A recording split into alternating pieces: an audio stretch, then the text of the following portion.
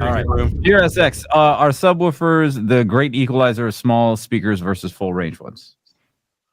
I don't know. I could make an argument either way, so it depends. How about that? Oh, you guys check it out. I got some cool head up. There you go. A real tattoo? Henna tattoo, you said. Yeah, it was an Indian wedding. It was like 2 days, 2.5 okay. days. So they had all kinds of stuff happening. So Check it I out. sat there and got some henna done. I will try to answer. I'll try to answer based on what I've learned from some of Aaron's reviews, where he's seeing the distortion test you do. Sometimes you'll say, all right, this is what happens when you cut it off at 80 hertz. And sometimes it improves the sound of the speaker, and sometimes the distortion is the same. Yeah. So depends on which speakers they are, right? If there's way less distortion, that might be a good thing because that means you can play them louder. But I think the main thing is really the problem with most sub integrations is it's hard to do a good proper sub integration. Right.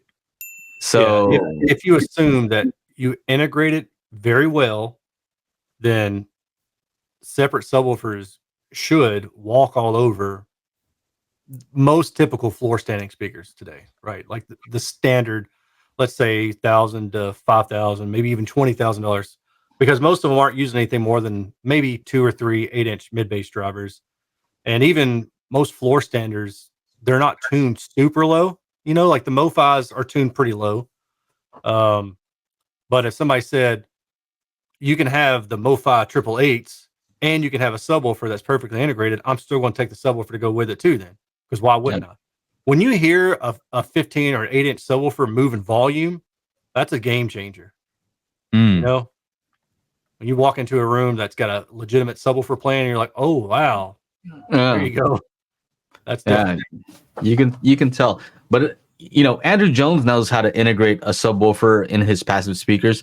But when you leave it to just anybody to integrate a subwoofer, it's kind of like doing the same job as what a speaker designer does. Like, do you know how to time and phase align that thing to the rest of the speakers? Right. You know, that's where it gets a little bit tricky. Some of the automatic room correction makes it easier. So that's helpful. Yeah. What else we got? I think that I think that subwoofers definitely help when you have small speakers, but it also helps big speakers. Mm-hmm. Yep. Takes the load off of them too. I mean, it can, like I said, I could argue it both ways.